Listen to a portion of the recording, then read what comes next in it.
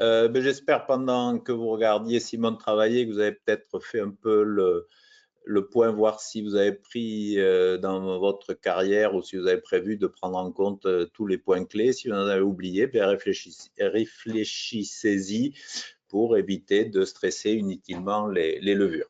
Alors, pour démarrer un petit peu, voilà, en parlant de nutrition, maintenant qu'on a vu comment on peut faire les analyses, donc avec j'anticipe par rapport à ce que je dirais tout à l'heure, en rouge, donc comme au feu rouge, pas très intéressant en général, on va le voir, l'ammoniac, et en vert, les acides alpha-aminés. Donc, si on considère pour aussi dans les deux prochains slides, aussi un peu ce qui est un peu généralement reconnu comme les besoins de la levure. Besoin de base de la levure, je l'ai exprimé ainsi.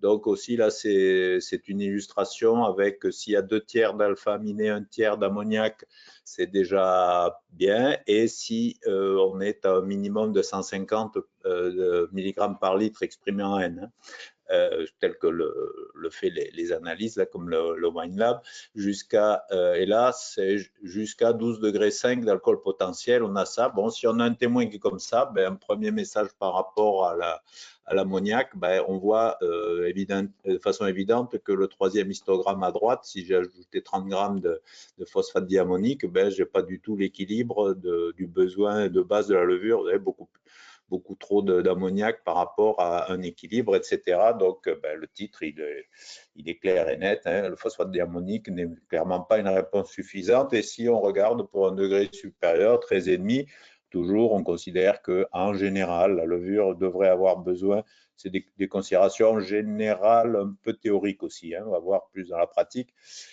Si on a jusqu'à 13, plus il y a de sucre, plus la levure a besoin d'azote, on en a parlé, il faudrait avoir plutôt vers les 250 mg d'azote assimilables, dont la partie organique, les acides alpha-aminés, toujours 2/3, 1/3 ou 60-40. Bon, toujours notre ajout de 30 grammes de phosphate diammonique, on n'arrive ni à la quantité ni à l'équilibre.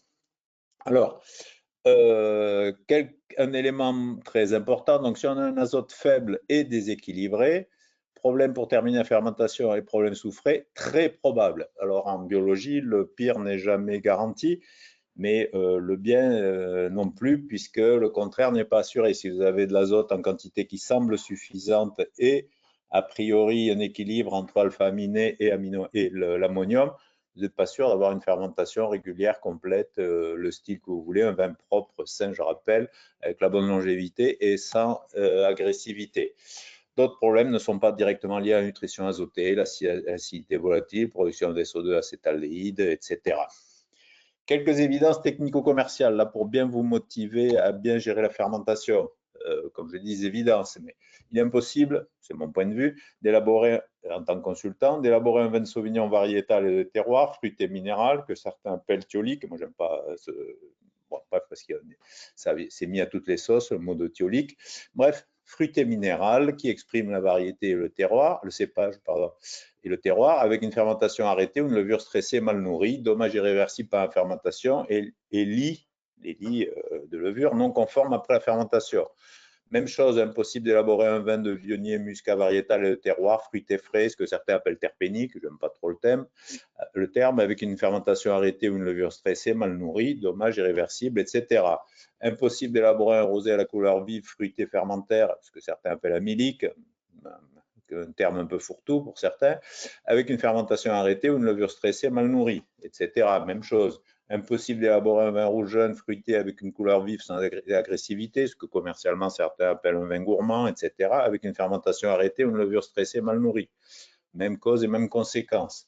Impossible d'élaborer un vin rouge de haut de gamme, pardon, c'est mal écrit, avec un degré élevé, propre, complexe, sans amertume, avec une fermentation arrêtée, une levure stressée, mal nourrie. Donc, un petit peu pour rappeler que, voilà, fermentation, c'est la clé de l'équilibre d'un vin.